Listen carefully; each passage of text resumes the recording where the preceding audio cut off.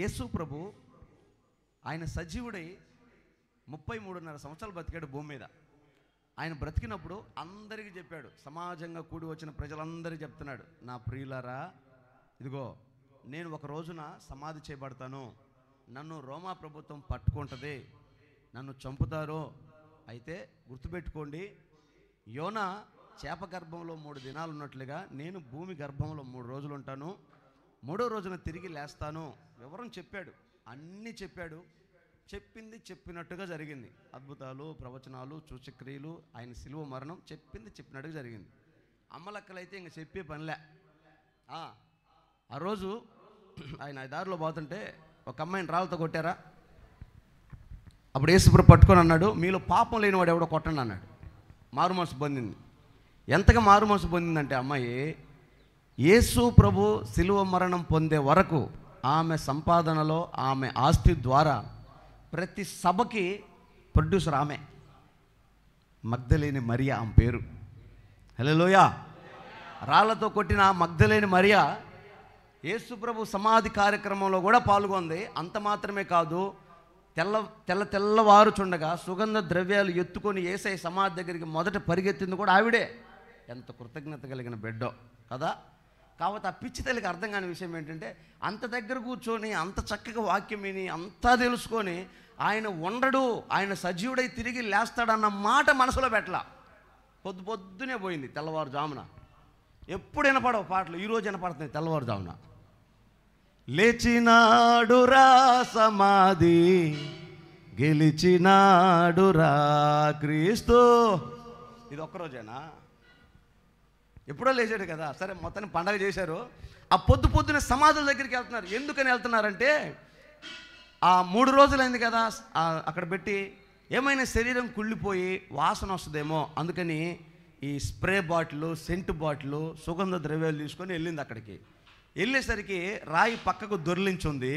ఇక గుండెలు బాదుకొని ఏడుతుంది. వామ్మో, వాయ్యో, ఏమైందమ్మా అంతలా ఏడుతున్నావు? మా యేసయ్య శరీరాన్ని ఎవరో తీసుకెళ్ళారయ్యా. ఏడుస్తా ఉన్నా. అప్పుడు ఒక దూత ఆ రాతి మీద కూర్చొని అంటాడు, పిచ్చిదానా, ఏడవమాక, అసలు నువ్వు ఎడకెందుకు వచ్చావు? మా ప్రభువుని చూద్దామని వచ్చాను. నీ ప్రభు ఎవరు? సజీవుడు. మృతులలో ఎందుకు ఎదుగుతున్నావు? ఆయనేమో చచ్చిపోయి సమాధి ఉందనుకున్నవాడా? చాలా చోట్ల పోతా ఉంటారు ఇంటికి లేవటానికి, ఆటికి ఇటుకి సమాధులు ఉంటాయి అక్కడ. ఆయన మరణమై సమాధిలో కుళ్ళిపోయాడు అనుకున్నావా? మృతులలో వెతుకుతున్నావు నువ్వు. ఆయన సజీవుడు, ఇక్కడ లేడు, ఆయన లేచాడు. కోట చాపట్లో దేవునికి మహిమ కలుగునుగాక. హల్లెలూయా. ఎన్ని ప్రవచనాలు విన్నావు, ఎన్ని ప్రవచనాలు చూసావు, అయినా నీకు మైండ్లో లేవా? గుర్తులేదా? మరలా మొదటికి వెళ్తావు. నాకు ఆ రోజు ఆ వాక్యం చదువుతున్నప్పుడు నాకు ఈనాటి సంఘాలు కూడా గుర్తొచ్చాయి. ఎన్ని సభలకు వెళ్తారు, ఎంత ఉపదేశం వింటారు, ఎన్ని మర్మాలు బోధిస్తాం, అయినా ఆ టైం వచ్చేసరికి మరలా అదే. మా వాక్యం ఇది కదా, లాస్ట్ సండేనే కదా చెప్పింది. అదే అంటే అన్నయ్య, మరి అప్పటి నుంచి వస్తున్న ఆచారం కదా అన్నయ్య, ముందు నుంచి ఉన్నది కదా అన్నయ్య, మరి ఇప్పుడంటే అట్ట అన్నయ్య. ప్రతి చోట ఏ క్షణానికి ఎప్పుడు ఏం చేయాలో ఆ సమయంలో వాక్యానికి దానికి మధ్య భేదం ఆలోచన చేసి, ఇది మనం చేయొచ్చా చేయకూడదా, వాక్యానుసారమా కాదా, ఇది అవసరమా లేదా అన్న ఆ జ్ఞానం, వాక్య జ్ఞానం ఈనాటి సంఘానికి కూడా మరుగైపోతుంది. అందుకే మరలా జ్ఞాపకం చేస్తున్నా, గుర్తుపెట్టుకో, ప్రభువు సజీవుడు అవ్వటం, పునరుద్ధానుడు అవ్వటం, అది ప్రవచనానుసారం, అది ప్రవచనం నెరవేర్పు. దావీదు కూడా అంటారు, నీ పరిశుద్ధుని నీవు కుళ్ళు పట్టనీయవు. ఆయన శరీరం మృతతుల్యం కాక మునుపే, కుళ్ళు పట్టక మునుపే ఆయన సజీవుడై తిరిగి లేచాడు. దేవునికే మహిమ కలుగును గాక. హల్లెలూయా. అయితే ఆయన సజీవుడై లేచిన సంగతి లోకమంతా తెలుసు, లోకమంతా విన్నారు, తెలుసుకున్నారు.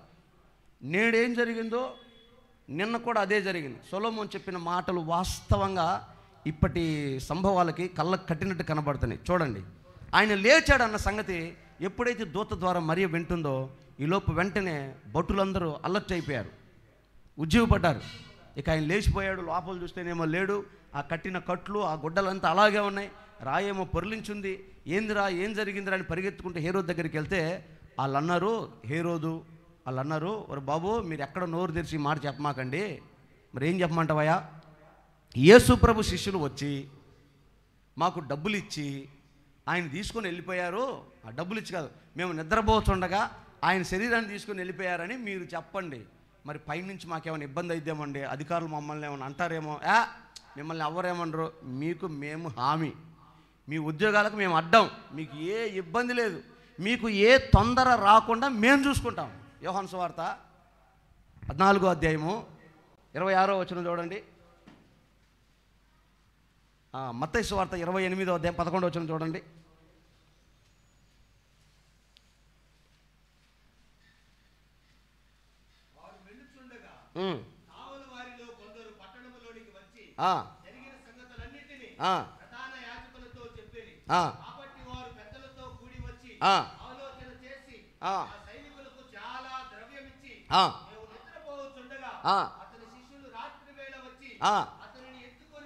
అతన్ని ఎత్తుకొని పోయిరని చెప్పండి.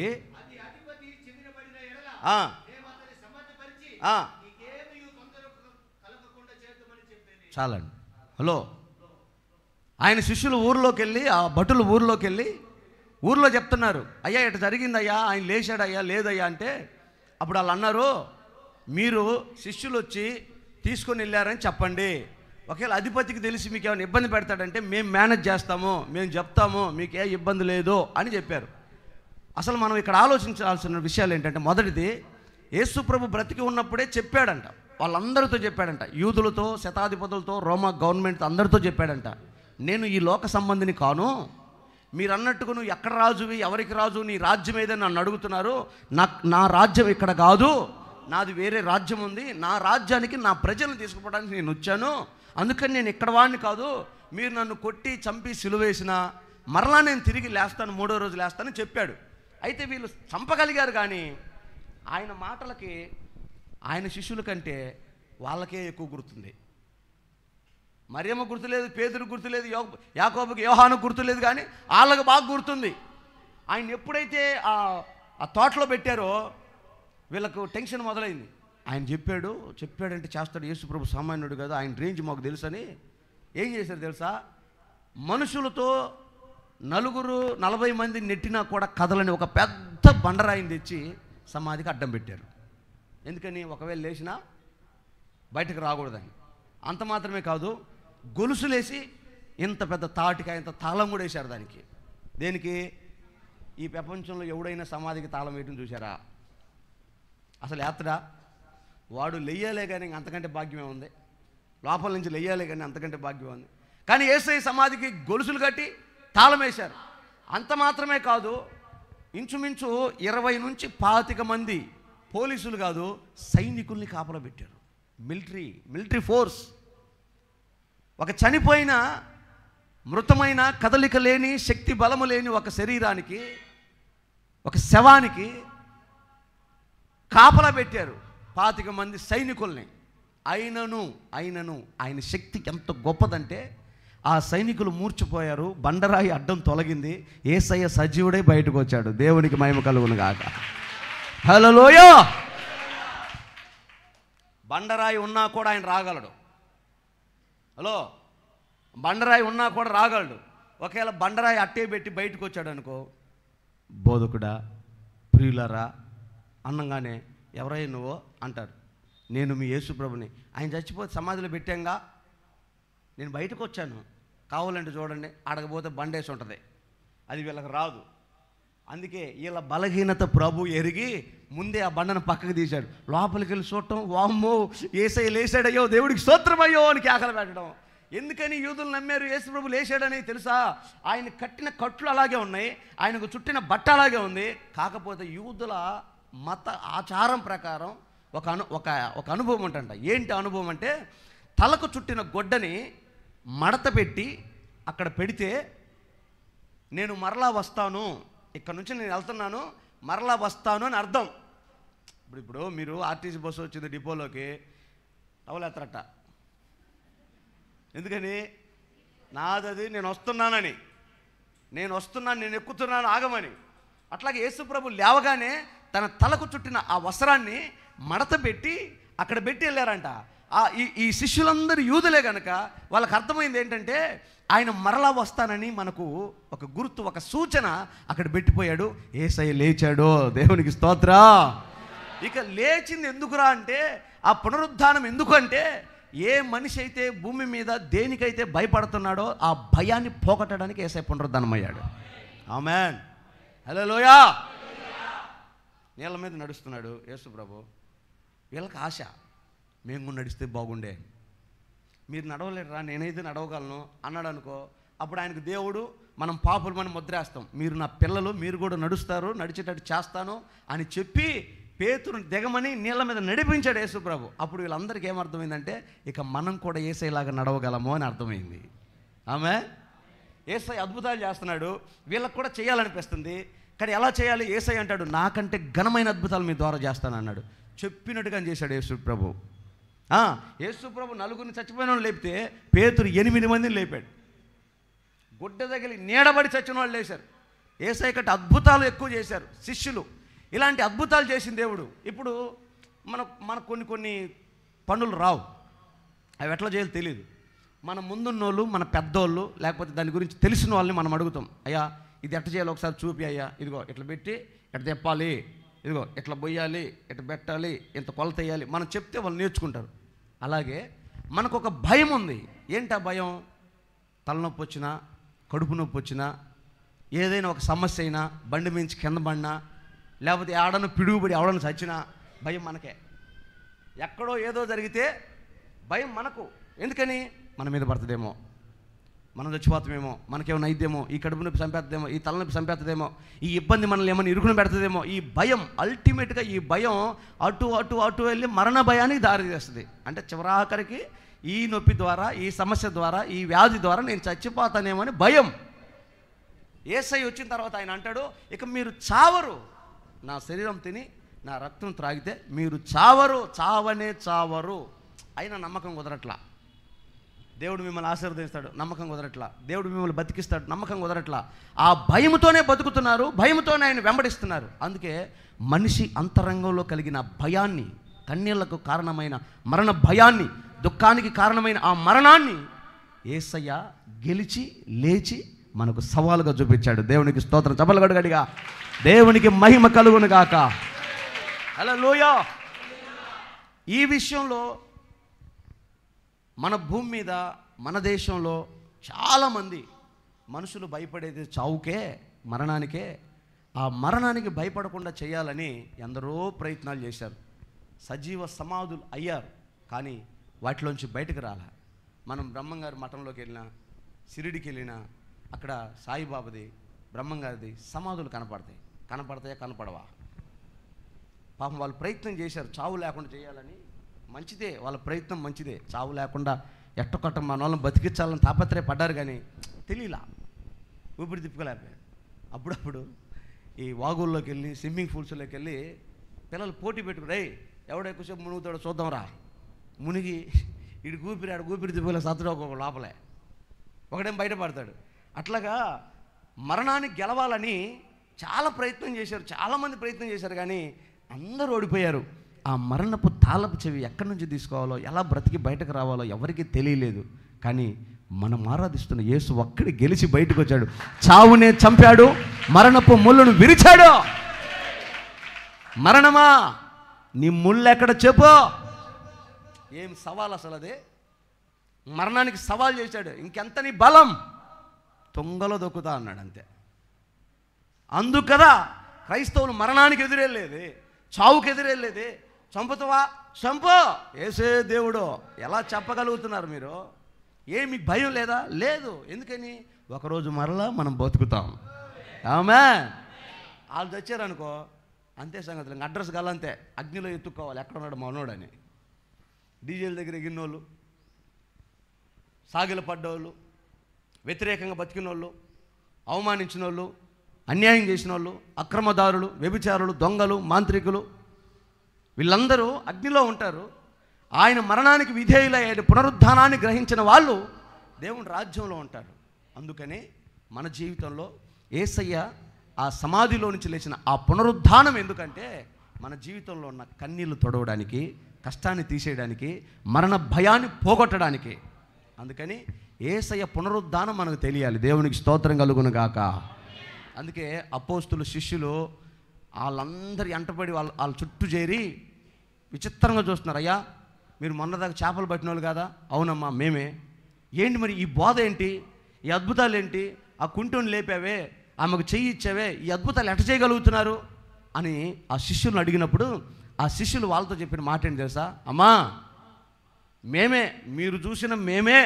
కాకపోతే ఈ బలం, ఈ శక్తి ఎలాగొచ్చిందంటే, ఇదిగో మీరందరూ ఏ యేసునైతే సిలువ వేసి చంపేశారో ఆ యేసు సజీవుడైన దేవుడని, దైవ కుమారుడని, మృతులలో నుంచి ఆయన పునరుద్ధానుడు అయ్యాడని మేమే సాక్ష్యం అమ్మా అని చెప్పగలిగారు వాళ్ళు. ఆమేన్. ఎందుకని ఆ పునరుద్ధానం గురించి చెప్పారంటే, చచ్చిపోయినోడు లేవటం అసాధ్యమని ఆనాటి నానుడి ఈరోజు కూడా ఉంది. చచ్చిపోయిన వాళ్ళు ఎట్టబోదు. ఇప్పుడు చర్చికి వచ్చి 40 సంవత్సరాలు అవుద్దా? అయ్యా, చచ్చిపోయిన వాళ్ళందరూ సమాధులు లేత్తరా? ఎట్లా లేత్తరయ్యా? మట్లో పోరు, మట్లో బాతరా పోరా? మరి ఎట్లా లేత్తరు? ఇంకా డౌటు మీకు కాదు, అప్పటి వాళ్ళకు కూడా ఆ డౌట్ ఉంది. యేసు ప్రభుకి, శిష్యులకి, ఆ యూదులతో గొడవ, రోజు ఇదే గొడవ. ఏ గొడవ? పునరుద్ధానం దగ్గరే గొడవ. అసలు ఎట్లా పునరుద్ధానం సాధ్యం కాదు, చచ్చినోడు చచ్చిపోతాడు, ఒక్కసారి వస్తాడు, ఒక్కసారి చచ్చిపోతాడు, మరలా పునరుద్ధానం లేదంటారు వాళ్ళు. ఉందంటాడు యేసు ప్రభు, ఉందంటారు శిష్యులు. దానికి ఆధారం ఏంటంటే ఈరోజు మనం ఆరాధిస్తున్న యేసే ఆధారం. ఆమేన్. ఎస్, ఆయన వచ్చాడు, లేచాడు, ఆయన సమాధి ఖాళీగా ఉంది. చచ్చిపోయింటే ఇది యేసు ప్రభు సమాధి. యోబు సమాధి ఉంది తెలుసా మీకు? ఇరాక్ వెళ్తే, ఇప్పుడు ఇరాక్ అని పిలువబడుతున్న దేశంలోకి వెళ్తే యోబు సమాధి ఉంది. ఆది కాండంలో ఉన్న మోషే కంటే ముందున్నవాడు యోబు సమాధి ఉంది. దావీదు సమాధి ఉంది. మన పితరుల సమాధులు ఎన్నో ఉన్నాయి. మరి నిన్న కాక మొన్న చనిపోయిన యేసు ప్రభు సమాధి ఎందుకు లేదు? ఉంది, కానీ అందులో ఆయన లేడు. హల్లెలూయా. ఇంతకంటే ఆధారం ఏం కావాలి? చరిత్ర రుజువు ఇది సాధ్యం కాదు, చచ్చిపోయినోడు ఎట్లా వేస్తాడు, ఇది అసాధ్యమని అందరూ సైంటిస్టులు వెళ్ళి పరీక్షలు చేసి, ప్రయోగాలు చేసి, గందరగోళం చేసి, జీవితం అంతా త్యాగం చేసి చివరికి బయటకు వచ్చి చెప్పిన మాట యేసుక్రీస్తు నిజంగా పునరుద్ధానుడు అయ్యాడని. వాళ్ళు జీవితం అంతా పోగేసుకొని చెప్పిన మాట అది. మనం సింపుల్గా చర్చికి వచ్చి నేర్చుకున్నాం. దేవునికి స్తోత్రం కలుగును గాక. హల్లెలూయా. అంతే. ఇటు తిరిగి వచ్చిన ముక్కిదే. ముక్కేదిరంటే ఇదిగో అంటే సరిపోద్ది. అది కాదని ఆ పక్క తిరిగి ఈ పక్క తిరిగి కిందకు వచ్చి పైకి వచ్చి ఇదిగో ముక్కు అంటే ఎట్లా ఉంటుంది, ఇదిగో ముక్కు అంటే ఎట్లా ఉంటుంది. ఇంత మర్మము, ఇంత సాక్ష్యము ఈ ప్రపంచంలో ఎవరికైనా దొరుకుతుందా? సరే అవన్నీ పోనీ, ఏమాత్రం ఇంగిత జ్ఞానం కలిగిన వ్యక్తి దేవుడు ఉన్నాడని, దేవుడికి దండం పెట్టాలని, సాగిలపడాలని ఒకవేళ ఆ అనుభవం ఒక ఎదురైతే ఒక మనిషికి, నేను దండం పెట్టే రేంజ్ ఎవరికి ఉండాలి, ఆయన రేంజ్ ఎట్లా ఉండాలి? నేను సాగిలపడాలంటే మనిషికి ఉన్న అహం ఏంటంటే దేవుడి కంటే ఎక్కువ అంట. అహం బ్రహ్మస్మి అంటారు కదా. నేనే బ్రహ్మ, నా అహమే దేవుడు, నాదే దేవుడు, నేను ఏది చెప్తే అది రైట్. తినడానికి లేకపోయినా ఇది మాత్రం ఎక్కువ ఉంటుంది మనుషులు కొంతమందికి. అలాంటి అహం బ్రహ్మస్మి అన్న మనిషి ఇంకొకరికి సాగిలపడి దండం పెట్టాలంటే ఆయన రేంజ్ ఏ రేంజ్లో ఉండాలి? ఎవరికి పెడతావు? వాళ్ళకి ఎట్ట పెడతావు? వివేకుల ఆరాధ్య దైవం ఒకటి ఉంటుంది కదా. మరి ఆయన ఎవరు, ఆయన లక్షణాలు ఏంటి, ఆయన రేంజ్ ఏంటని చూస్తే ఆయన గురించి వెతికితే మనకు పుష్కలంగా దొరికేది ఈ పునరుద్ధానపు శక్తి ఒక్కటే యేసయ్యలో కనపడుతుంది ఎక్కువగా. ఆమేన్. మిగతా క్వాలిటీస్ అందరిలో కనబడవచ్చు, సాత్వికము, ప్రేమ, దయాలత్వము, ఇవన్నీ కనబడొచ్చేమో, కానీ అందరూ ఎన్ని చేసినా మరణమై సజీవుల లెక్కలోకి రాలేకపోయారు, మృతులయ్యారు. కానీ నేను ప్రకటించే యేసు, మనం ఆరాధించే యేసు చనిపోయి తిరిగి లేచాడు. ఇప్పుడు ఆయన అంటాడు, నీ జీవితంలో ఏ మరణ భయం నిన్ను వెంటాడుతుందో, అమ్మా ఇది పోతే ఇక నేను తిరిగి సంపాదించుకోలేను, ఇది లేకపోతే నేను బ్రతకలేను అని కొన్ని అనుకుంటాం, గుండెలు బాదుకుంటాం. మనకు కావాల్సింది ఏదైనా దూరం అయినప్పుడు ఇక మరలా దానికి నేను సంపాదించుకోలేను కదా గుండెలు బాదుకుంటాం. కానీ ఈ ఒక్క పునరుద్ధానాన్ని నువ్వు నమ్మితే నువ్వు కోల్పోయింది మరలా యేసయ్య నీకు తెచ్చి పెడతాడని నీకు అర్థమవుతుంది. వేస్తున్నాము. ఆమేన్. అర్థమవుతుందా? ఏదైతే కోల్పోతామో అది రాదని మనం అనుకుంటామో దానిని తిరిగి తేగలను అని నిరూపించడానికే యేసయ్య సమాధిలో నుంచి బయటకు వచ్చాడు. ఆమేన్.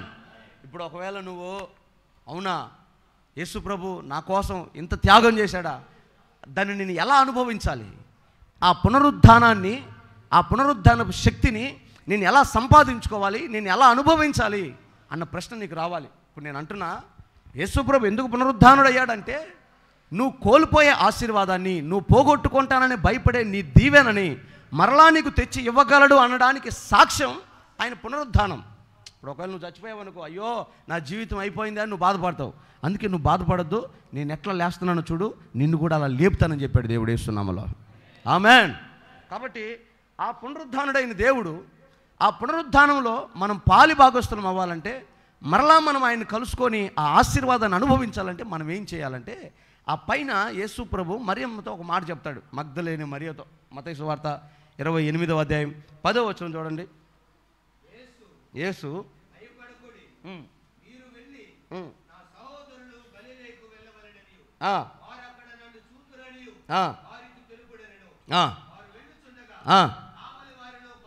చాలండి. యేసు ఆమెను చూసి భయపడమాక అన్నాడు. ఎందుకు భయం?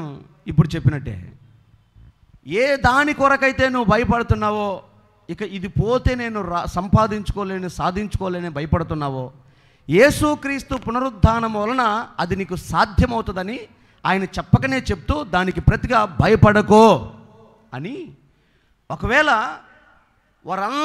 మీరందరూ ఈ భయాన్ని పోగొట్టుకునే ఆశీర్వాదం సంపాదించుకోవాలంటే గలిలయకు వచ్చి అక్కడ నన్ను కలుసుకోండి, అక్కడ నన్ను చూడండి అంటాడు.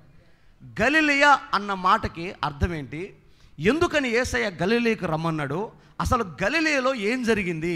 గలిలయ ప్రాంతానికి ఉన్న ఆశీర్వాదం ఏంటని మనం గమనిస్తే చాలా అనుభవాలు కనపడినాయి. కానీ ఒక 2 అనుభవాలు చెప్తా, మీకు 3 అనుభవాలు చెప్తా.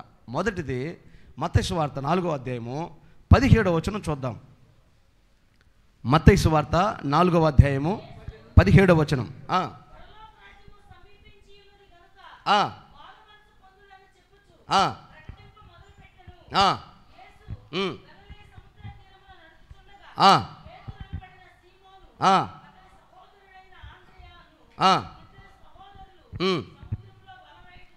వారిని పిలిచి సేవలోకి తీసుకున్నాడు. ఓకే, నా వైపు చూడండి. గలిలయలో ఏముందంటే, యేసు మొట్టమొదట 40 దినముల ఉపవాసం ముగించుకొని ఆయన కొండ ఎక్కి బోధించి ఆరంభించిన తర్వాత ఆయన మొట్టమొదట వారిని పిలుస్తున్నాడు. కొంతమందిని పిలిచి వాళ్ళని ఏమంటున్నాడంటే, ఇదిగో గలిలయలారా, మారు మనసు పొందండి, దేవుని రాజ్యము సమీపించింది అని దేవుని రాజ్య ప్రకటన గలిలయలో వినబడిందంట. దేవునికి స్తోత్రం కలుగును గాక. హల్లెలూయా. అంటే ఈ రాజ్యం శాశ్వతం కాదు, ఈ ప్రభుత్వం శాశ్వతం కాదు, ఈ జీవితం శాశ్వతం కాదు, శాశ్వతమైనది మనకు ఒకటి ఉంది. అక్కడికి మనం వెళ్ళే కాలము సమీపించింది కనుక శాశ్వతమైన రాజ్యం వైపు తిరగండి అని అక్కడ ప్రకటించబడిందంట. దేవునికి స్తోత్రం. ఇప్పుడు యేసయ్యలో ఉన్న పునరుద్ధానాన్ని, యేసయ్యలో ఉన్న ఆశీర్వాదాన్ని మనం అనుభవించాలంటే, మన జీవితంలో ఆ పునరుద్ధానపు శక్తిని పొందాలంటే మనం గలిలయకు రావాలి. గలిలయలోకి వస్తే ఏం జరుగుతుందంటే రాజ్య సువార్త ప్రకటించబడుతుంది, రాజ్య సువార్త వినబడుతుంది. ఏంటి రాజ్య సువార్త? శాశ్వతము అన్న మాట నీకు వినబడుతుంది. మొదట దేవుని రాజ్య ప్రకటన శాశ్వతమైనదని వినబడే స్థలం గలిలయ. అక్కడికి నువ్వు రావాలి. అక్కడికి వస్తే నీకు తెలుస్తుంది. ఏం తెలుస్తుంది? ఒరే నాయనా, ఈ జీవితం శాశ్వతం కాదు, ఇది అల్పమైనది, కొద్ది రోజులే మనం ఇక్కడ బతికేది. ఈ శరీరానికి ఉన్న బలం ఎంత, అందం ఎంత, ఐశ్వర్యం ఎంత, పొగరెంత, గర్వం ఎంత, ధనం ఎంత, ఉద్యోగం ఎంత, వ్యాపారం ఎంత, కలిగిన స్థితిగతులు ఎంత, ఇవన్నీ ఏ పాటి? ఇవి శాశ్వతం కాదు. శాశ్వతమైంది ఒకటి ఉందని మన మనోనేత్రాలు వెలిగించే స్థలము గలిలయ స్థలం. దేవునికి స్తోత్రం. గట్టిగా హల్లెలూయా చెప్పండి. అక్కడికి రాలేదనుకో మనకు అర్థం కాదు. మనం ఏదైతే జీవితం అనుకుంటామో దాంట్లోనే కొనసాగుతుంటాం. సొలొమోను అంటాడు కదా, పెండ్లి జరుగు స్థలముకు వెళ్ళుట కంటే ప్రలాపించు స్థలానికి వెళ్ళటమే మేలు, మరణమైన వాని ఇంటికి వెళ్ళటమే మేలు అని ఎందుకు చెప్తాడంటే, సంతోషంగా ఉండేటప్పుడు మనం కూడా సంతోషంగా ఆనందపడతాం, సంబరపడతాం, అంతటిది అయిపోయింది. కానీ ప్రలాపించే స్థలానికి వెళ్తే ఆ ప్రలాపించడానికి కారణం ఏంటో తెలుస్తుంది. ఏంట్రా వీళ్ళు ఎందుకు ఏడుస్తున్నారు? వాడు చచ్చిపోయాడా? పోయాడంటే ఎక్కడికి పోయాడు? ఏం జరుగుతుంది అసలు? ఇక వాడు చచ్చిపోయాడంటే నేను కూడా చచ్చిపోతా కదా, నేను చచ్చిపోతే నా పరిస్థితి ఏంటి? ఈ ప్రశ్నలు మనిషి మదిలోకి వస్తాయి.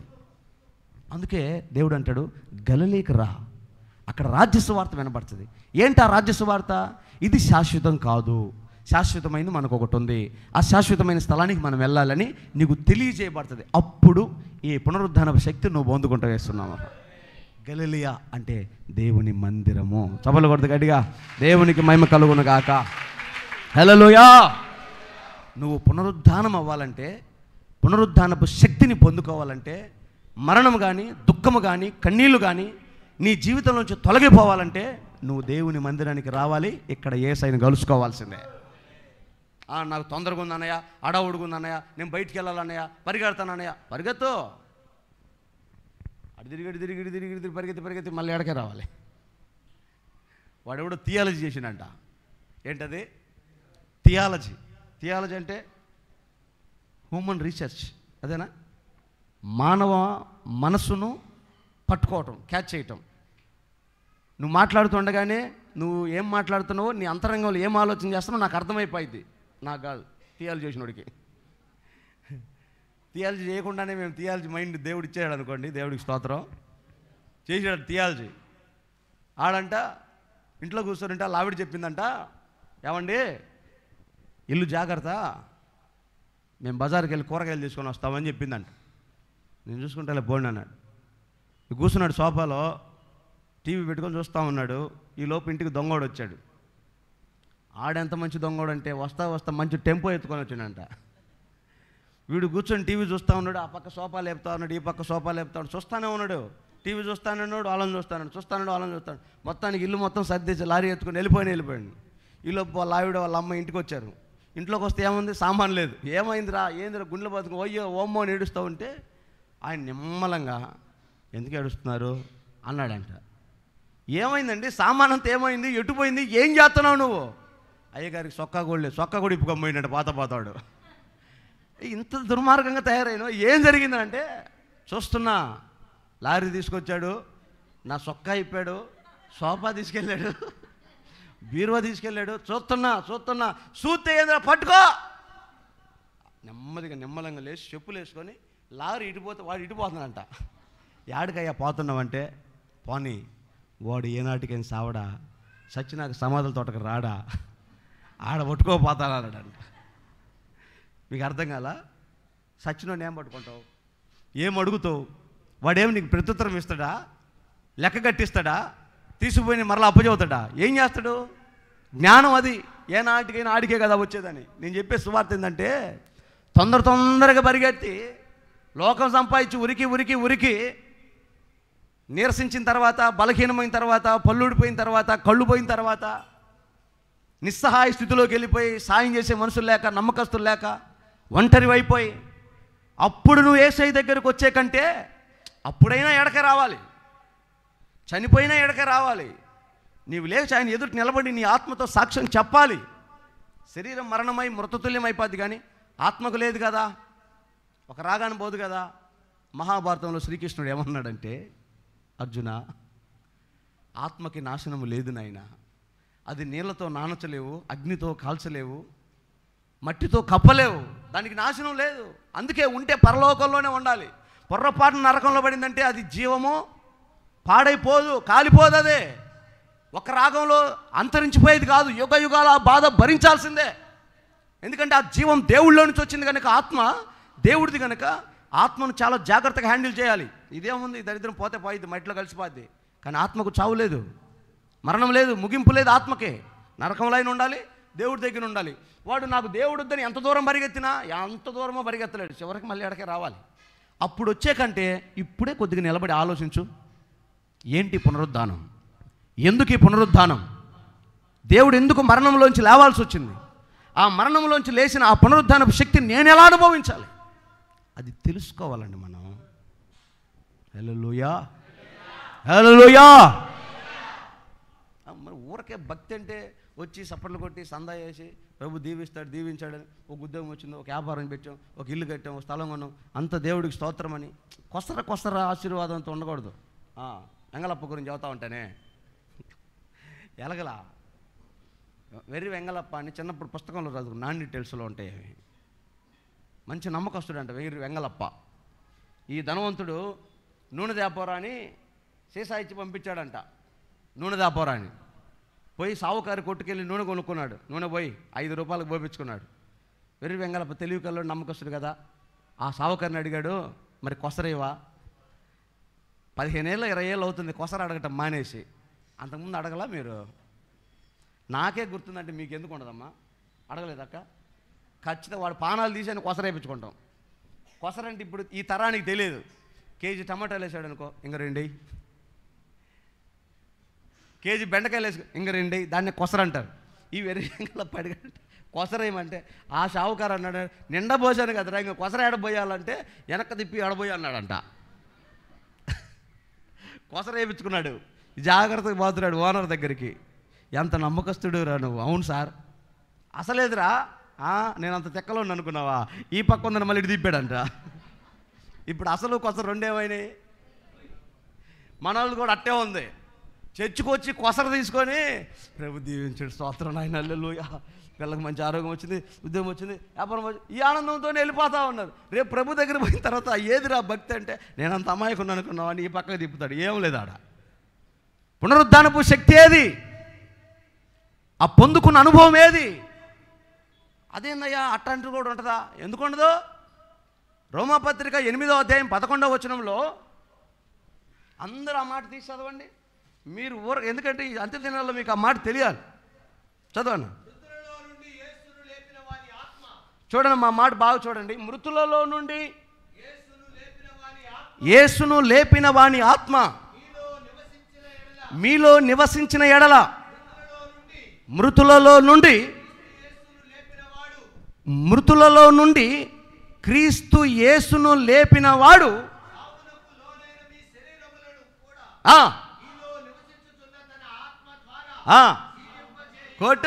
కోటేస్తున్నాముల దేవునికి మహిమ కలుగునుగాక. విశ్వాస జీవితంలో, భక్తి జీవితంలో, క్రైస్తవ్యంలో ఈ మాటకు మీనింగ్ తెలిస్తే మనము కూడా పునరుద్ధానపు శక్తితో లేపబడతాం. సవాల్, మృతులలో నుండి క్రీస్తు యేసును లేపిన ఆత్మ మీలో నివసించిన ఎడల మీరు మృతులైనప్పుడు మిమ్మల్ని సజీవంగా లేపుతుంది. మరి ఆయన ఉన్నాడా? మృతులలో నుండి యేసును లేపిన ఆత్మ మీలో ఉన్నాడా? ఎంతమందిలో ఉన్నాడు? ఎంతమంది ఆత్మలో ఉన్నారు? ఎంతమందిలో ఆత్మదేవుడు ఉన్నాడు? ఆత్మదేవుని కొరకు ఆరాటపడిన వారెవరు? ఆత్మ కొరకు ఆసక్తి కలిగిన వారెవరు? ఆత్మలో ఆనందించేవారెవరు? ఆత్మలో ధ్యానించేవారెవరు? ఆత్మ సన్నిధి కొరకు ఆసక్తితో పరుగులెత్తే వాళ్ళెవరు? ఆత్మతో సత్యముతో ఆరాధించే మనుషులు ఏరి? ఇది కదా భక్తి, ఇది కదా పరిపూర్ణత, ఇది కదా. ఏంటండి భక్తి అంటే ఏమనుకున్నారు? చిన్నప్పుడు అర్థమయ్యేది కాదు. మడిగట్టుకొని తలనీళ్ళతో స్నానం చేసి, తల స్నానం చేసి, బొట్లు పెట్టి, పూలు పూసి, అదేది పసుపు పూసి, మసిపూసి కాదు, పసుపు పూసి గందరగోళం చేస్తా. ఏంటి ఇంత ఎఫెక్ట్ ఉంటుందా దీనికి? కొబ్బరికాయ అంటాడు, ఉదికత్తెలు అంటాడు, తమలపాకు అంటాడు, బియ్యం అంటాడు, ఉప్పు అంటాడు, కారం అంటాడు, ఏంటంటే చేస్తాడు. ఇంత నిష్ట కలిగి చేయాలన్న భక్తి. భక్తి అంటే ఇదా? మనోళ్ళకి ఏముంది తెలుసా? వెనకాల వచ్చి నిలబడటం, వాక్యం 5 నిమిషాలు ఏంటో లేకపోతే లేదు. ఆయన ఏం చెప్తున్నారు ఆయనకి తెలియదు, వీళ్ళు ఏమంటున్నారు వీళ్ళకి తెలియదు. చివరాఖరికి మహా అయితే ఏదో పాస్టర్ గారు ప్రార్థన చేయి, ఒక 100 సందా ఇచ్చి ఏదో పెద్ద ఆస్తి మొత్తం రాసిచ్చినట్టు వెళ్ళిపోయి, ఇంక నేను చచ్చిపోతే చక్కగా పరలోకాన్ని పోతా మనసులో పడుకొని ఊహించుకుంటే అయిద్దా? దేవుడితో పెనవేసుకుపోవాలి భక్తి అంటే అది. హల్లెలూయా. సమాధి దగ్గర కూర్చొని సైంటిస్ట్ లాగా నువ్వు పరీక్ష చేయాలి. ఎట్లా ఇచ్చాడు అసలేనా? ఎలా సాధ్యమైంది? 10 మంది 20 మంది నెడితే రాని రాయి కేవలం ఆయన పరిశుద్ధతగా, ఆయన మహిమకు అడ్డు తొలగిందంటే ఆ మహిమ ఎలా ఉంటుంది? ఊహించారు ఎప్పుడైనా? ఒకరోజు ఒక ఆయన ఫోన్ చేశాడు, అన్నా మా కొలీగ్స్ వాళ్ళ ఇంట్లో ఒక అమ్మాయికి బాగలేదు, ఏమైందంటే ప్రస్తుతం భూమి మీద ఆరాధన చేసే ఒక పేరున్నా ఆమె వస్తుందన్నా, ఎలిసమ్మ చెప్పిన టిప్పు వస్తుందన్న, టిప్పులు వచ్చి కొడుతుంది, ఆమె తొక్కుతుంది, మమ్మల్ని కొడుతుందన్న, గందరగోళం చేస్తుందన్న, ఏం చేయమంటావు? ఒకసారి మీరు వచ్చి ప్రార్థన చేస్తే బాగుంటుందని ఎవరో చెప్పారన్న, వస్తారా? సరే నేను పలానా రోజు వస్తా. నేను ఇక్కడ బస్సు ఎక్కానా, అక్కడ మారు మనసు ప్రవర్తన అసలు అద్భుతంగా మారిపోయింది. ఆ తల్లి అసలు ఎట్ట మారిపోయిందండి. ఏమండి మీకు ఏం వండమంటారు, ఏం చేయమంటారు, ఏం పెట్టమంటారు, ఇంత బాగా మాట్లాడుతుంది. మొత్తాన్ని నేను వెళ్ళి దిగా. పొద్దున్నే ఏమండి మన ఇంటికి ఎవరో వస్తున్నారంట కదా, ఎందుకండి నాకు బాగానే ఉంది కదా. వీడికి దిమ్మ తిరిగింది అట్నే భర్తకి. ఏం జరిగింది? ఆగు ఆగు. అప్పుడే ఏమైంది, ఏం ట్విస్ట్ ఉన్నారు దిమ్మ తిరగటానికి? వీడికి దిమ్మ తిరిగింది ఎందుకో తెలుసా? ఆయన వస్తున్నాడని నాకు నా కొలీగ్స్కి తప్ప ఇంక మూడో కంటికి తెలియదు. దీనికి ఎట్ట తెలిసింది? మొత్తానికి 11 గంటలకి రెడీ అయిపోయి ఇంట్లోకి వెళ్ళా. చెప్పాడంట, వేరే సార్ వస్తున్నాడు, పెద్ద సార్ వస్తున్నాడు, భోజనం చేయాలి, చపాతి చేసి పెట్టి, అది చేసి పెట్టి, ఇది చేసి పెట్టి. ఏమండి లిఫ్ట్లో వెళ్ళి దానికి సంబంధించిన ఫ్లాట్లో అడుగు పెట్టాను. ఇంకా వాళ్ళ ఇంట్లో కూడా వెళ్ళలేదు. వంట రూమ్లో నుంచి ఈ చపాతీ కర్ర పట్టుకొని పరిగెత్తుకుంటూ వచ్చిన బయటికి రా అని కేకలు పెట్టుకొని హాల్లో పడుకొని దొల్లుతుంది. టీపాయ్ మొత్తం ఆ పక్కకు పోయింది, సోఫాలు కదిలిపోయింది, గందరగోళం అయిపోతుంది. అయ్యో నేను వెళ్ళిపోతా, అమ్మో నేను వెళ్ళిపోతా. ఏం జరిగింది అక్కడ? అసలు ఎవరేం చేశారు, ఎవరేం మాట్లాడారు, ఏమైంది? మనలో ఉన్నవాడు శక్తి కలిగిన వాడని యేసయ్య ఆ రోజు రుజువు చేసుకున్నాడు. ఎంత ప్రభావం ఉంటే అంత అద్భుతం జరిగింది అక్కడ. ఆ ప్రభావం నీలోకి రావాలని యేసయ్య కోరుకుంటున్నాడు. ఆయన లేవగానే సమాధిలో నుండి రాయి దొర్లింది. సైనికులు మూర్ఛపడ్డారు, గిలగిల కొట్టుకున్నారంత. ఒక్కొక్కడి కళ్ళు కనపల్లా. ఏం జరుగుతుందో అర్థం కాల. ప్రకాశమానమైన దూత ఒకడు కూర్చొని ఉన్నాడు పైన. రెడ్ కార్పెట్ వేసాడు యేసయ్యకి. ప్రభా మీరు వెళ్ళండి అయ్యా, ఈ దిక్కుమాలిన సంత వస్తుంది ఇప్పుడు ఆరాధనకి, దీపాలు పట్టుకొని సమాధుల్లోకి నేను పంపిస్తానయ్యా. లేరా సమాధులకు పూజ చేసేవాళ్ళు, మీకు అర్థమవటానికి వాళ్ళని జ్ఞాపకం చేస్తాను. వాళ్ళని మనమాకండి, పాప అమాయకులు, మన తమ్ముళ్ళేగా, వెళ్తారా? నేను చెప్తానయ్యా, మీరు వెళ్ళండి అయ్యా. యేసయ్య అంటారు, నువ్వు ఆ సమాధి దగ్గర ఈ పునరుద్ధానం ఏంటి, ఈ పునరుద్ధానపు శక్తి నేను ఎలా పొందాలి అని నీకు అర్థం అవ్వాలి. నీకు ఆ శక్తి కావాలి, నువ్వు పొందాలి అంటే ఒకటే గుర్తుపెట్టుకో, గలిలయకు రావాల్సిందే. గలిలయ అంటే దేవుని మందిరము. ఆమేన్. అలాంటి పునరుద్ధానపు శక్తి దొరికే దేవుని మందిరాన్ని ఎట్ట వదిలిపెడతావు నువ్వు? నాకెప్పుడైతే ఈ మాటను నేను ఆనాడు ధ్యానం చేశానో, ఆదివారం కోసం పరితపించేవాడిని. ఒకప్పుడు ఆదివారం అంటే ఇష్టం, ఆ రోజు సెలవు కాబట్టి. ఇప్పుడు ఇంకా అపరిమితమైన ప్రాణం. ఎందుకో తెలుసా? పునరుద్ధానపు శక్తిని పొందొచ్చు కాబట్టి. ఒక్క దినము 1000 దినముల కంటే శ్రేష్టమని చెప్పాడే. మరి ఇలాంటి ఆ పునరుద్ధానపు ఆరాధనలో నేను గడిపితే నా ఆశీర్వాదం ఎంత ఉంటుందో నా తపన. అందుకే నా మందిరాన్ని అస్సలు పోగొట్టుకోను. నా జీవితంలో ప్రభుని నమ్ముకున్న తర్వాత ఒక్క సండే, ఒక్కటి లేకపోతే 2 మిస్ అయినాయి. ఆ 2 సండేలు కూడా నడవలేక కూర్చోలేక మిస్ అయినాయి అంతే. లేకపోతే అసలు దొల్లుకుంటేనే పోతా నేను. ప్రభువును మాత్రం విడిచిపెట్టను. అది మందిరం అంటే, పునరుద్ధానపు ఆరాధన అంటే. అలాంటి శక్తి మనం పొందాలి. అందుకే పరిశుద్ధాత్మ కూడికలకు రావాలి, పరిశుద్ధాత్మ కొరకు ఆసక్తి ఉండాలి, ఉపవాసాలు ప్రతిష్ఠించుకోవాలి, ఆత్మ కొరకు కనిపెట్టాలి, ఆత్మలో లీనమవ్వాలి. ఇది భక్తి అంటే. ఇది 40 రోజులు కాదు, మన జీవితం ఆయనకి అప్పగించుకొని ఆ పునరుద్ధానపు శక్తిలో మనం ఆనందించాలి. నువ్వు అడగకుండా దేవుడు రాడు. ఎందుకు తెలుసా? మత్తయి లూకాసు వార్త 11వ అధ్యాయమా, అడుగుడు మీకు ఇవ్వబడిన. లూకాసు వార్తలో ఉంటుంది చూడండి ఒక మాట త్వరగా. అడ్రస్ చెప్పన్నా.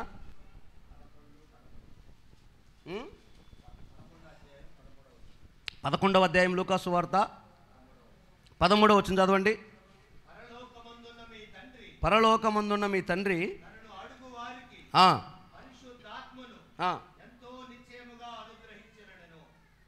10వ వచనం నుంచి చదువు, 9వ వచనం నుంచి. అటువలే మీరును అడుగుడి, మీకు ఇయ్యబడును, వెదకుడి మీకు దొరుకును, తట్టుడి మీకు తీయబడును. అడుగు ప్రతి వానికి, వెదుకువానికి దొరుకును, తట్టువానికి తీయబడునని మీతో చెప్పుచున్నాను. చాపకు ప్రతిగా పామునిచ్చునా, గుడ్డును అడిగితే తేలునిచ్చునా. కాబట్టి మీరు చెడ్డవారై ఉండి మీ పిల్లలకు మంచి ఈవులను ఇయ్యనెరిగి ఉండగా, పరలోకమందున్న మీ తండ్రి తన్ను అడుగు వారికి పరిశుద్ధాత్మ ఎంతో నిశ్చయముగా అనుగ్రహించును కదా. చూడండి ఈ మాట ఇక్కడ ఏం చెప్తున్నాడంటే, అరే బాబు మీకేం కావాలో అడగండి, మీకేం కావాలో వెతకండి, మీకేం కావాలో చెప్పండి అని అన్నీ చెప్తా. మీరే ఇంత మేలు చేస్తారు, మీ తండ్రి అయితే ఎట చేస్తారు, మీ తల్లి అయితే ఎట చేస్తారని చెప్తూ చివరిలో కన్క్లూజన్ ఏమని చెప్తున్నాడంటే, అడుగు వానికి నిశ్చయంగా పరిశుద్ధాత్మని ఇస్తానన్నాడు. అంటే అడగాల్సింది ఏంటి మనం? అది లెక్క. ఎంతమంది అడిగారు గట్టిగా అల్లు చెప్పండి. ఏంటిదే? ఏమడిగారని అల్లెలు చెప్పారు? పరిశుద్ధాత్మ కావాలని ఎంతమంది అడిగారో వాళ్ళు హల్లెలూయా చెప్పండి. అంటే మిగతా వాళ్ళందరికీ ఆయన ఉన్నాడన్న సంగతే తెలియదు. ఇప్పుడు అంతేగా, ఎవరన్నా వచ్చి మీరు పరిశుద్ధాత్మను శక్తిని పొందుకున్నారా అని అడిగితే మీరు ఏమంటారు? ఆయన ఉన్నాడన్న సంగతే మాకు తెలియదయ్యా. ఎప్పుడు అడిగారు? అడగకుండా దేవుడు ఇవ్వడు కదా, అడుగువానికే కదా పరిశుద్ధాత్మని ఇస్తానన్నాడు. అందుకే ఆత్మలో ఆనందించే తత్వం, ఆ పరిస్థితి మరలా దేవుడు మనకు నూతన పరచబడునుగాక. ఆత్మ విషయమైన ధ్యానం, ఆత్మ విషయమైన ఆసక్తి సంఘంలో బిడ్డలకు రావాలి. ఎంతసేపు ఈ లోక సంబంధమైన తినుటకు, త్రాగుటకు, అలంకరించుకున్నటకు, కట్టుకున్నటకు, సంపాదించుకున్నటకు, కూడబెట్టుకున్నటకు వాటి మీదే దృష్టి పెట్టి యేసయ్య దగ్గరికి వస్తే దీవిస్తాడని వాటి మీద ఆలోచన చేయొద్దండి. అది 30 భక్తి చేసే వాళ్ళకి. అది ఎవరికి? 30 ఏబిసిడీలు నేర్చుకున్న పిల్లలు. ఏ ఫర్ వాడు తినకపోయినా ఊహించుకుంటాడు, అమ్మాయి యాపిల్ పండు. ఏ ఫర్ గుర్తుపెట్టుకుంటాడు మైండ్లో. బి ఫర్ ఎల్కేజీ సబ్జెక్ట్ వద్దు, జెడ్ పిహెచ్డి. హల్లెలూయా. మనం కూడా ఒక యాజకత్వం లాగా అయిపోవాలేస్తున్నాం. వాళ్ళు యాజకత్వానికి తగిన స్థాయి భక్తి, పరిశుద్ధత జీవితం మెయింటైన్ చేయాలి. విశ్వాసంలో కూడా వేస్తున్నామలో అది అది అది చూడాలి అంటే, ఆ పునరుద్ధానపు శక్తిని నువ్వు చూడాలంటే గలిలీకి రా, అక్కడ నేను మీకు కనబడతాను. నువ్వు మందిరానికి వచ్చి మందిరంలో ఉండి ఆ పునరుద్ధానపు శక్తి కొరకు నువ్వు ఆరాధన చేస్తే, ఆ ఆరాధనలో పునరుద్ధానపు శక్తితో దేవుడు నిన్ను నింపుతాడు. అప్పుడు నీవు మరణమైనప్పుడు ఆ మృతులలో నుండి పరిశుద్ధాత్ముడు నిన్ను లేపుతాడు మరలా యేసునామములో. ఇది సాధ్యమా? మీరు అనుకోవచ్చు, సాధ్యమే. ఎన్ని ఆధారాలు కావాలి తెలుసా? యేసు ప్రభు సిలువ మరణం పొందినప్పుడు ఆకాశంలో మెరుపులు మెరిశాయి. ఆ క్షణం అనేక సమాధులు తెరవబడితే సచ్చినోళ్ళు లేచి బయటకు వచ్చారంట. దేవునికి స్తోత్రం. ఎప్పుడో చచ్చిపోయినాడు అప్పుడు లేచి బయటపడ్డాడంట. ఎలా సాధ్యమైంది? ఆయన మరణానికి ఎంత శక్తి ఉంటే ఆయన పునరుద్ధానానికి ఎంత శక్తి ఉంటుంది.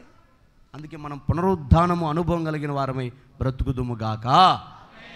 అంత మాత్రమే కాదు, దేవుని పునరుద్ధానాన్ని అనుభవిస్తే ఆయన రాజ్యము, శాశ్వతమైన జీవం మాత్రమే కాదు, ఆయన పునరుద్ధానపు అనుభవంలో ఉన్న ఇంకో శక్తి ఏంటంటే నేను చెప్తాను, మీరు చూడండి.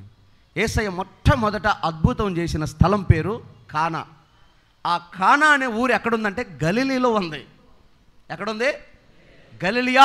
గలిలియాలో కానా అనే ఊరుంది. ఆ ఊరిలో యేసయ్య మొదటి సూచక్రియ అక్కడ రాసి ఉంటుంది. అద్భుతము మొదట చేసిన స్థలము గలిలీలో వస్తే అక్కడ యేసయ్య అద్భుతాలు నువ్వు చూస్తావు. నువ్వు చూడటం కాదు, ఆ అద్భుతంలో పాలి భాగస్తుడు అవుతావు. ఎలాగా? ఏం అద్భుతం చేశాడు యేసయ్య అక్కడ?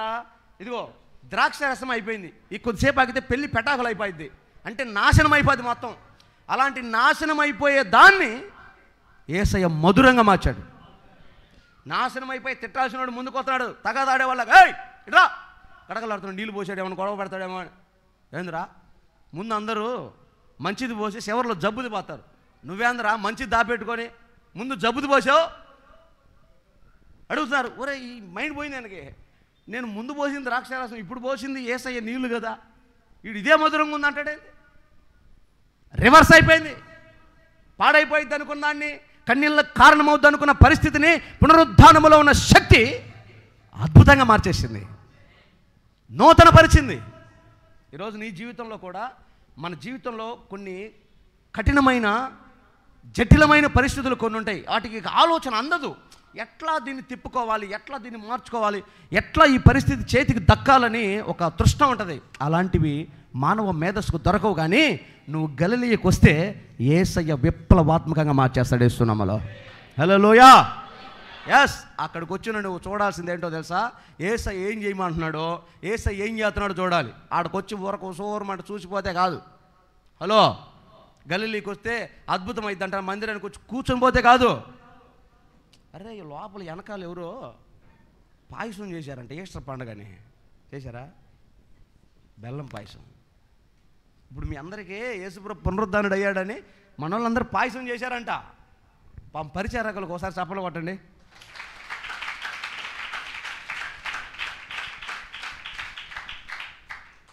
నాట్ ఓన్లీ దిస్ మంత్, ఈ 6 నెలలు 12 బ్యాచ్లు, 6 బ్యాచ్లు 12 నెలలు 2 నెలలు పరిచయం చేస్తారు. ప్రతి నెల నిజంగా బిడ్డలు వాళ్ళ కష్టంలో నుంచి వాళ్ళ సమయాన్ని కూడా తీసుకొచ్చి సంఘాన్ని ప్రేమించి సమృద్ధిగా పెట్టాలని.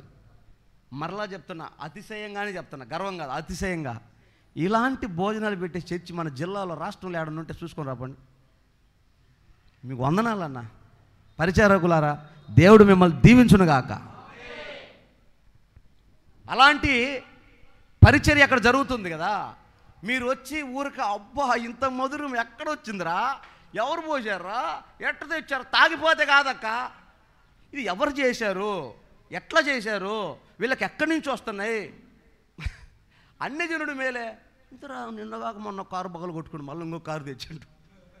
ఎక్కడి నుంచి వస్తారు ఆయనకి?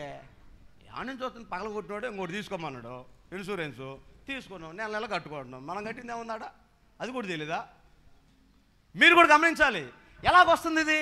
ఎందుకని చెప్తున్నానంటే, యేసయ్య అక్కడ చేసిన అద్భుతం కన్నులార కళ్ళ కట్టినట్టు చూపిస్తున్నాడు. ఇదిగో ఆ రాతి పాండలు తీసుకోండి, తీసుకున్నామయ్యా, ఆ నీళ్లు పడేయండి, పడేసామయ్యా, శుభ్రం చేయండి, చేసామయ్యా, ఇప్పుడు క్రొత్త నీళ్లు పోయండి, పోసామయ్యా, నింపండి, నింపామయ్యా, ఇప్పుడు తీసుకెళ్ళి వడ్డించండి, చప్పలు కొట్టండి.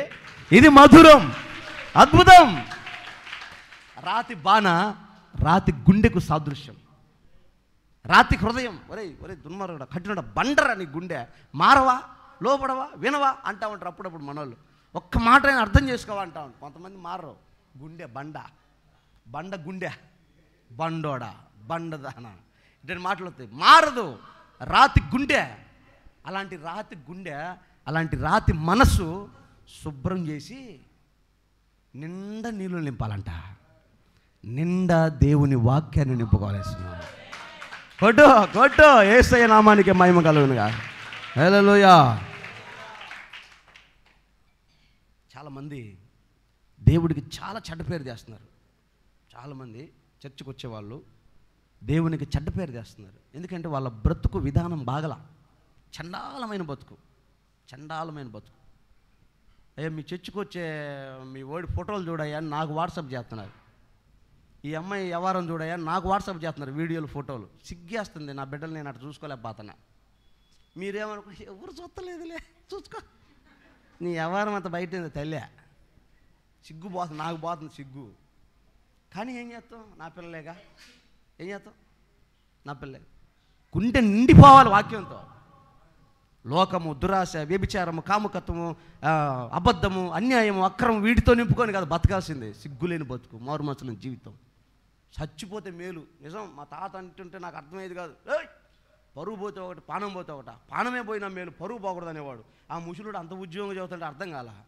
ఇప్పుడు తెలిసింది నాకు, యేసయ్య కోసం ప్రాణమే పోయిన ధన్యులం, కానీ పరిశుద్ధత పోగొట్టుకుంటే దరిద్రులమే అయిపోతాం. ఎస్, యేసయ్య కొరకు రోషంగా బ్రతకాల్సింది ఇదే.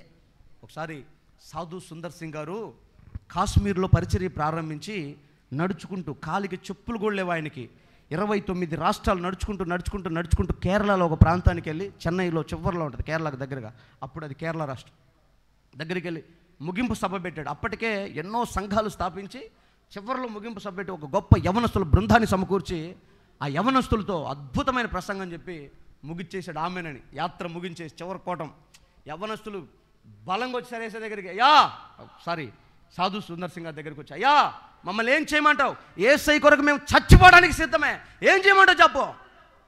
పళ్ళు నూరి మాట్లాడుతుంటే ఆయన సింపుల్గా ఒక మాట అన్నాడు. నిజంగా ఆయన పుస్తకం చదువుతున్నప్పుడు పేపర్లు తిప్పేస్తున్నా కానీ నాకు కావాల్సిన డెప్త్ దొరకట్లా, తృప్తి లేదు, పుస్తకం అంతా అయిపోవచ్చింది. ఏంట్రా ఇంతలో పుస్తకం చదివితే నాకు సాటిస్ఫాక్షన్ లేకుండా పోయింది అనుకో, చివరి పేజీలు దొరికిన సంఘటన అది అని పళ్ళు నూరి ఆయన మాట్లాడుతుంటే ఆయన ఒక్కటే మాట అన్నాడు, యేసయ్య కొరకు చచ్చిపోవద్దు కానీ యేసయ్య కొరకు బతకమన్నాడు. చప్పట్లు కొట్టు. బతుకు, నీ బతుకు యేసు కోసమై ఉండాలా. నీ బతుకు భర్త కోసం, పిల్లల కోసం, భార్య కోసం వద్దు, యేసు కోసం బతుకు. ఆటోమేటిక్ వాళ్ళు నీలోకి వచ్చేస్తారు అంతే. ఎస్, ఒక్క క్షణం ఆలోచించు, ఘనమైన నీతిమంతుల్నే దేవుడు పిలుస్తున్నాడు. నువ్వెంత, నీ ఆయుష్కాలం ఎంత, నీ దినముల పరిమాణం ఎంత?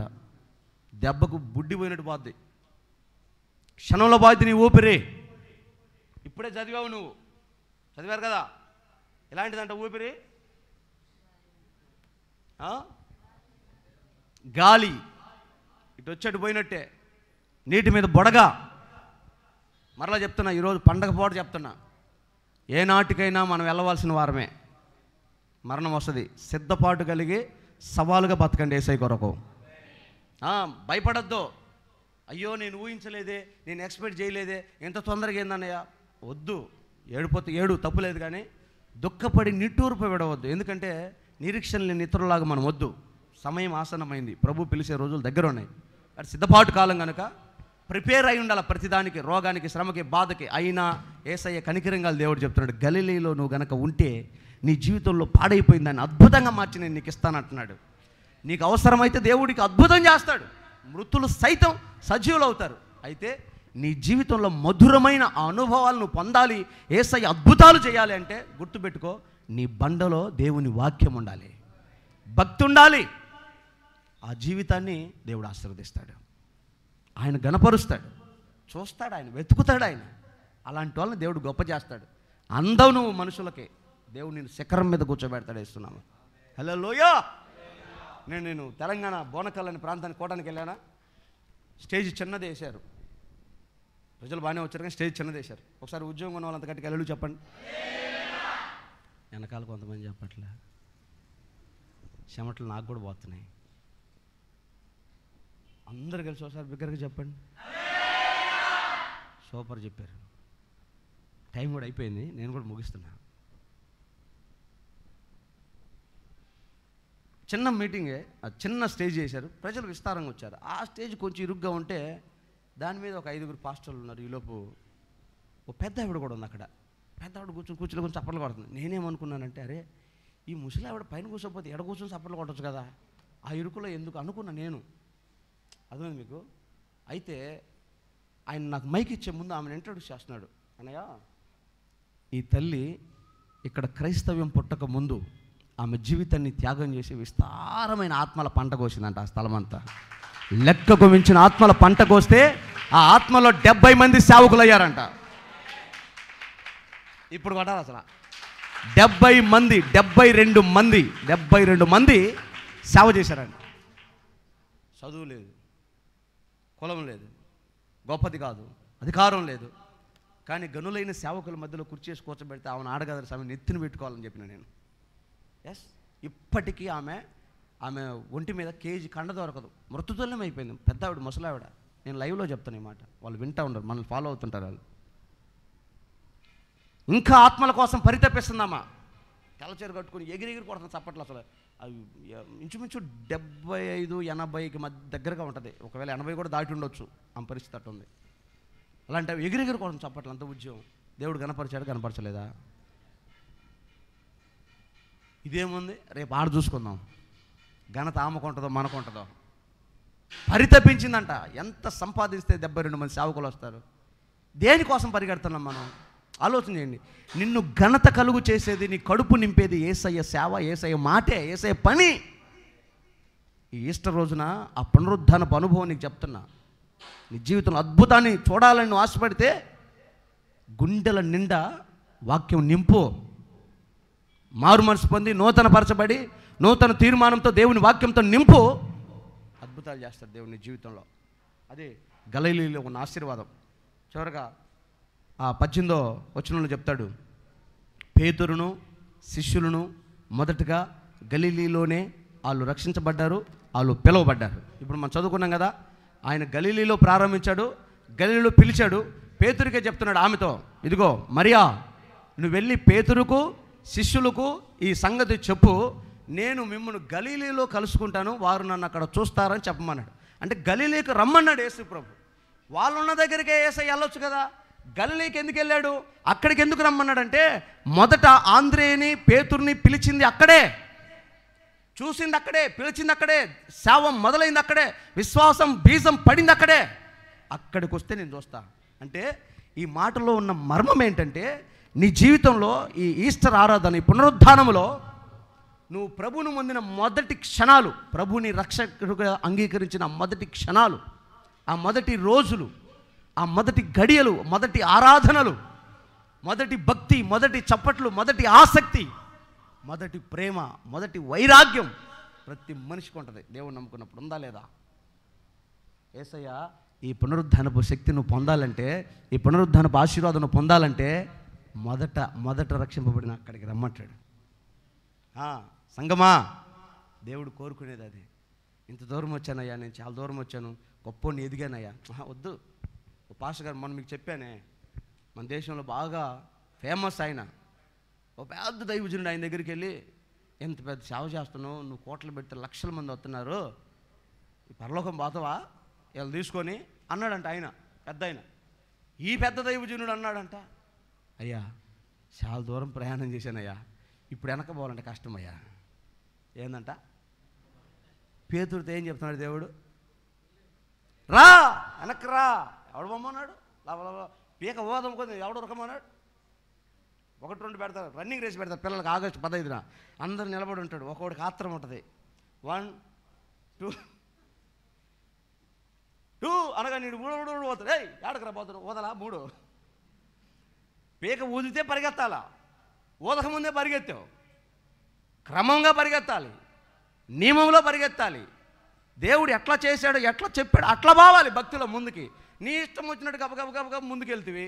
ఇప్పటికి 30 ఏళ్ళు అయిపోయినాయి. ఏందమ్మా నువ్వు చేసిందంటే, అయ్యో అన్నయ్య ఎట్ట అనుకోలేదు అన్నయ్య అంటే కుదిరిద్దా? చెప్పండి. దేవుడు అందుకే చెప్తున్నాడు, పేతురుతో చెప్తున్నాడు, అక్కడికి రా.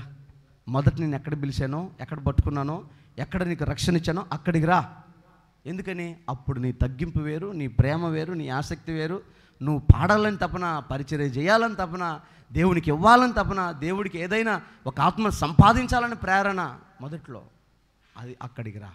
అక్కడికి వస్తే అద్భుతాలు చూస్తావు యేసు నామములో. అందుకే మొదటి ప్రేమ, మొదటి ఆసక్తి, మొదటి వైరాగ్యం, మొదటి విశ్వాసం, మొదటి భక్తి ఆ క్షణంలో ఉన్నట్లుగా మరలా మనం నూతనపరుచుకొని ఆ మొదటి స్థితిని జ్ఞాపకం చేసుకుని ప్రభు సన్నిధిలో సాక్షిగా ఉండాలని తీర్మానం చేసుకుంటే యేసయ్య ఖచ్చితంగా ఈ ఈస్టర్ ఆరాధన, ఈ పునరుద్ధానపు ఆరాధనలో ఉన్న ప్రతి దీవెన నిశ్చయంగా నీకు అనుగ్రహిస్తాడు. హల్లెలూయా. అప్పుడు మరియతో చెప్పిన మాటే నీతో చెప్తున్నాడు, నువ్వు గలిలయకి రా, అక్కడ నేను నీకు కనబడతా. అప్పుడు ఆయన దర్శన రూపంలో నీతో మాట్లాడతాడు, కళ్ళ ద్వారా మాట్లాడతాడు, ఆత్మ ద్వారా మాట్లాడతాడు, ప్రవచన ఆత్మను నీకు ఇస్తాడు, అన్య భాషల వరముని నీకు ఇస్తాడు, దర్శనములు చూసే భాగ్యము నీకు ఇస్తాడు. దేవుని కొరకు బలమైన పాత్రగా ఈ కడవరి కాలంలో వాడుకుంటాడు. అదర్వైజ్ నామకార్థంగానే ఉంటావు. నేను ఎప్పుడు చెప్తున్న మాటే, ఇంత దూరం పరిగెత్తి నువ్వు సంపాదించింది ఎంత? ఇక మీదట పరిగెత్తినా కూడా అంతే. 40 ఏళ్ళు పరిగెత్తావు, ఎంత సంపాదించామో?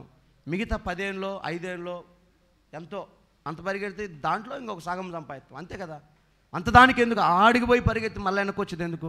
ఇక్కడే పునరుద్ధానపు అనుభవంలో కూర్చొని ఇక్కడ నువ్వు ధ్యానం చేయి. నీ అంతరంగంలో కలిగే తృప్తి, ఈ జీవితానికి, భక్తి జీవితానికి యేసయ్య కలుగు చేసే ఆ సాటిస్ఫాక్షన్ కోట్ల రూపాయలు ఇచ్చిన నువ్వు పొందలేవు.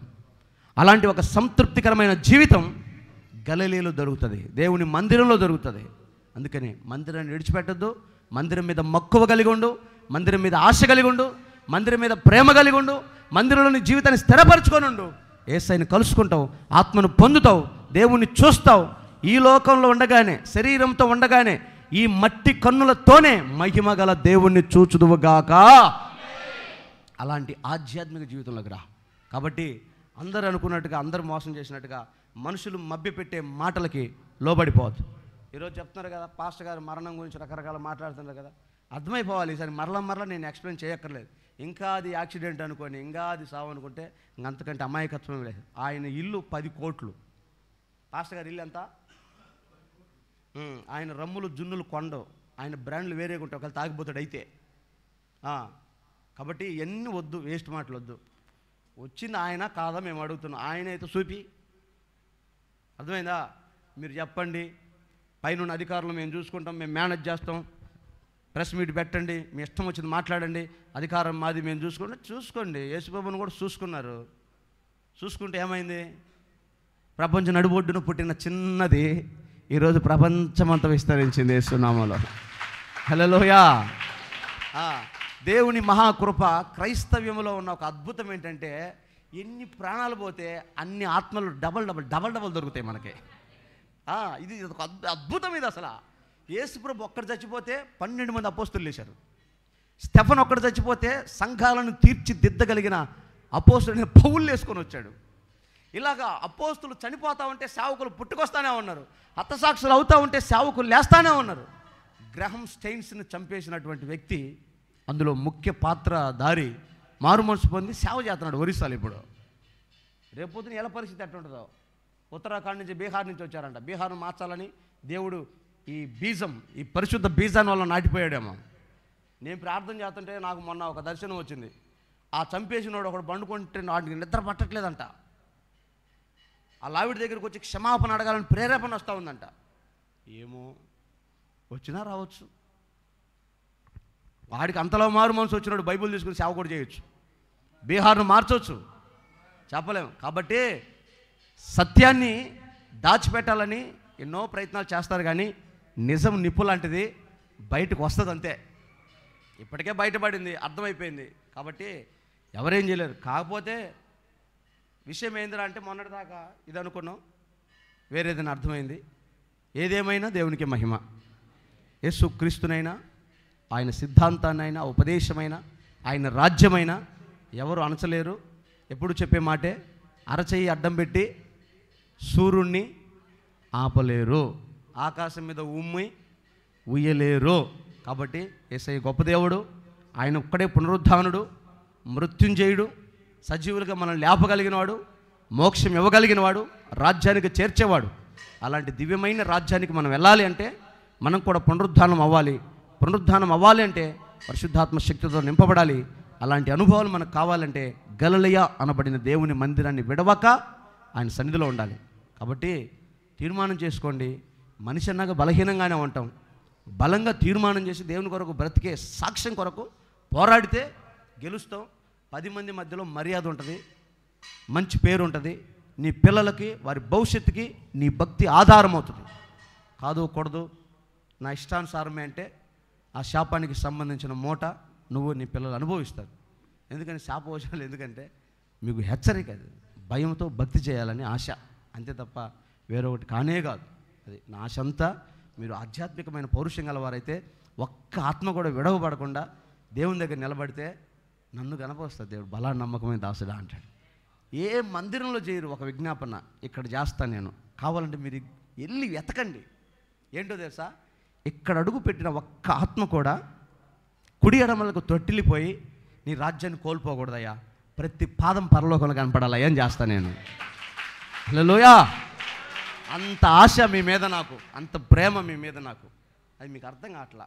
కాబట్టి నా మనసరిగి తీర్మానం చేసుకొని భక్తి చేద్దాం. దేవుడు మిమ్మల్ని అందరినీ దీవించి ఆశీర్వదించును గాక.